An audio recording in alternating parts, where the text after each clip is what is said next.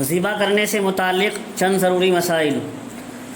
مسئلہ نمبر 1، قربانی کا مسنون طریقہ یہ ہے کہ اپنی قربانی خود اپنے ہاتھ سے کرے، اگر خود نہ کر سکے کم از کم قربانی کے وقت سامنے موجود رہے۔ جانور کو لٹانے سے پہلے چھری تیز کر لینا مستحب ہے تاکہ ذبح کے وقت جانور کو زیادہ تکلیف نہ ہو۔ جانور کو بائیں پہلو پر قبلہ رخ لٹائے، یعنی اس کے پیر تو قبلے کی طرف کر دے اور اپنا دایاں پاؤں اس کے کندھے پر رکھ کر تیز چھری سے جلدی ذبح کر دے۔ ذبح کے وقت قربانی کی نیت کرے، دل سے نیت کافی ہے، اس کے لیے الفاظ ادا کرنے ضروری نہیں ہیں۔ ذبح سے پہلے بسم اللہ اللہ اکبر پڑھے۔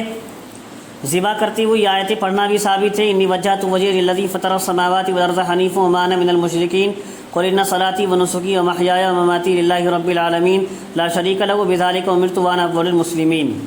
ابو داؤد شریف میں حدیث ہے، وہاں یہ آیت آئی ہے پڑھنے کے لیے۔ فتح تطار خانیہ میں ہے، ذبح کے بعد یہ دعا مانگے، اللہم تقبل منی کما تقبلت من حبیبک محمد صلی اللہ علیہ وسلم ومن خلیلک ابراہیم علیہ السلام۔ اے اللہ میری اس قربانی کو قبول فرما جیسا کہ آپ نے اپنے حبیب محمد صلی اللہ علیہ وسلم کی طرف سے اور اپنے خلیل یعنی ابراہیم علیہ السلام کی طرف سے قربانی کو قبول فرمایا تھا۔ مسئلہ نمبر 2 یہ ہے کہ ذبح کرتے وقت اللہ تعالیٰ کا خالص ذکر ہونا ضروری ہے۔ مسئلہ نمبر 3 یہ ہے، ذبح کرتے وقت اللہ تعالیٰ کا ہی خالص ذکر ہونا ضروری ہے۔ بسم اللہ اللہ اکبر، چاہے وہ اردو میں کہا جائے یا عربی میں کہا جائے۔ اگر دعائیہ کلمہ کوئی پڑھ دیا، مثلا اللہم اغفر لی کہہ دیا بسم اللہ اللہ اکبر کی جگہ، تو اس طرح ذبح کیا جانور حلال نہ ہوگا، کیونکہ یہ خالص ذکر نہیں ہے، بلکہ اس میں تو سوال کی آمیزش ہے۔ اور ذبح کی صحیح ہونے کے لیے فقہاء نے لکھا ہے اللہ تعالیٰ کا ذکر خالص ضروری ہے۔ مسئلہ نمبر 4 یہ، ایک بسم اللہ سے کئی جانور ذبح کرنا، یہ مسئلہ اور بھی موقع پہ پیش آ سکتا ہے۔ مرغے جو ساتھ مرغے کئی ذبح کر لیتے ہیں ایک ساتھ۔ اس مسئلے کی 2 صورتیں ہیں، اگر 2 جانوروں کو یعنی دو مرغوں کو ایک کے اوپر ایک لٹایا اور بسم اللہ پڑھ کر ایک ہی حرکت سے دونوں کو ذبح کر دیا، دونوں حلال ہو جائیں گے۔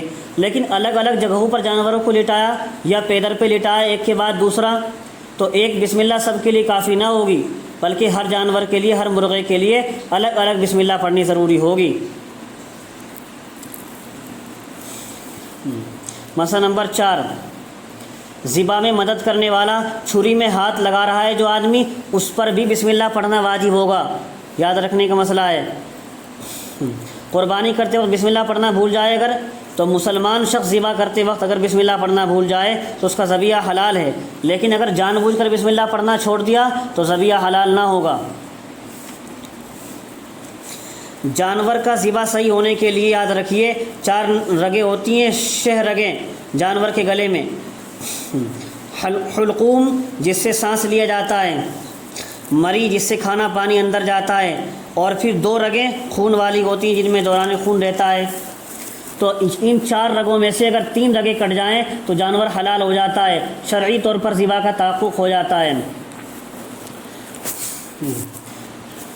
ایک مسئلہ یہ ہے گردن میں کس جگہ چھری پھیری جائے۔ جانور کی گردن کے کسی بھی حصے میں چھری چلائی جا سکتی ہے، اس میں بیچ یا کنارے کی کوئی تخصیص نہیں ہے۔ ہاں، گدی کی طرف سے جانور ذبح کرنا مکروہ ہے، حلق کے بجائے گدی کی طرف سے جانور کو ذبح کرنا مکروہ ہے، اس میں تکلیف زیادہ ہوتی ہے۔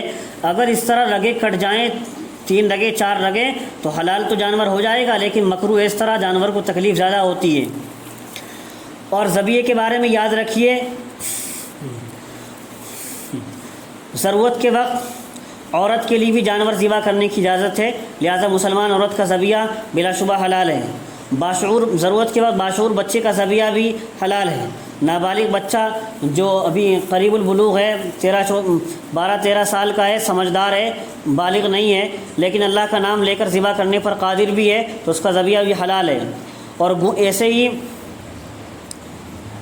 گونگے مسلمان کا ذبیحہ، اس کا ذبیحہ بھی مطلقاً حلال ہے، کیونکہ وہ معذوری کی وجہ سے بسم اللہ پڑھنے پر قادر ہی نہیں ہے، لہذا اس کا مسلمان ہونا ہی کافی ہے۔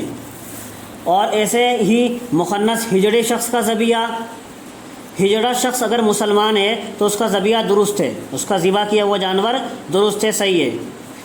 قادیانی کا ذبیحہ، قادیانی کے بارے میں یہ ہے کہ غلام احمد قادیانی کو نعوذ باللہ آخری نبی مانتے ہیں۔ اللہ کے رسول صلی اللہ علیہ وسلم جو آخری نبی ہیں، قرآن نے اعلان کیا ہے، اور ان کو آخری نبی نہیں مانتے کم وقت، تو یہ قادیانی کافر ہیں، ان کا ذبیحہ حرام ہے، ان کا ذبیحہ حرام ہے۔ اگر کسی قادیانی نے اللہ کا نام لے کر کوئی جانور ذبح کیا، کوئی جانور ذبح کیا، پھر بھی وہ جانور حلال نہ ہوگا بلکہ مردار ہی کے حکم میں ہوگا۔